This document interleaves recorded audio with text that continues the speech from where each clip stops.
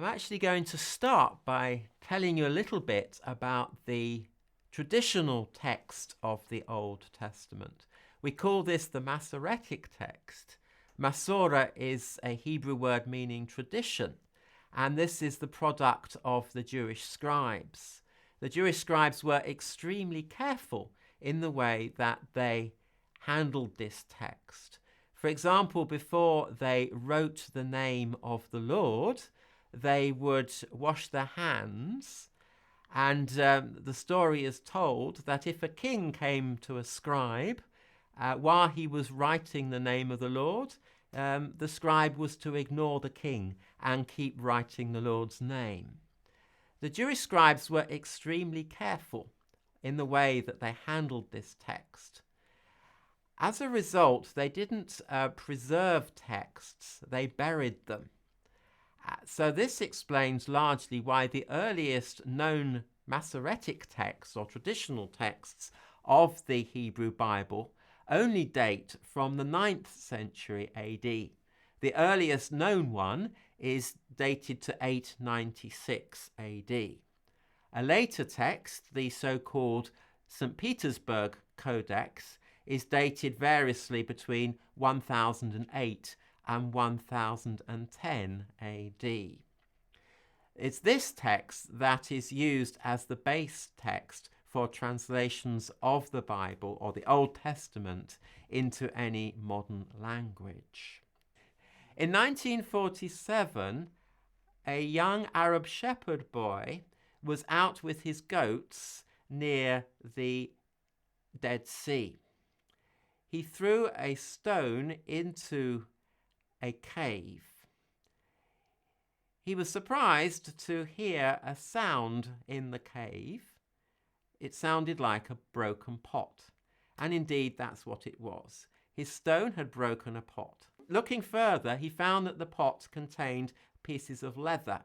When he took them out into the sunlight, he noticed that the leather had writing on it. He showed this to some of his friends, and it wasn't long before archaeologists picked this up, and they were competing with the local Bedouin to find as many of these ancient texts as possible. Needless to say, the Bedouin who knew the area better found more texts, but it soon became clear that an important archaeological discovery had been made. It turned out that these Dead Sea Scrolls, as the collection became known, contained about 25,000 fragments, some no bigger than a postage stamp. It took decades of patient work to piece many of these together. Only one complete scroll was found, that of the prophet Isaiah. 670 of these scrolls deal with texts that are not found in the Bible. 215 can be described as biblical manuscripts. They cover about 34% of what we now know as the Old Testament. They cover every single Old Testament book apart from the books of Esther and Nehemiah. The scrolls are dated from about 250 BC down to 68 AD. This was when the Roman army came into the area and the scrolls were deposited for safekeeping in the nearby caves. It's interesting to note that among the Dead Sea Scrolls are some commentaries. One particular one is on the book of Habakkuk. The text of this commentary is virtually identical to the Masoretic text that we know from the copies at the end of the first millennium AD.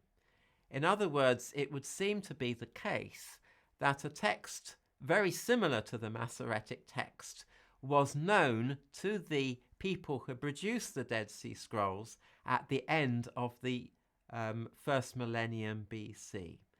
This text, it would seem, was copied virtually flawlessly for 1,000 years before it was eventually preserved in the form that we now know it.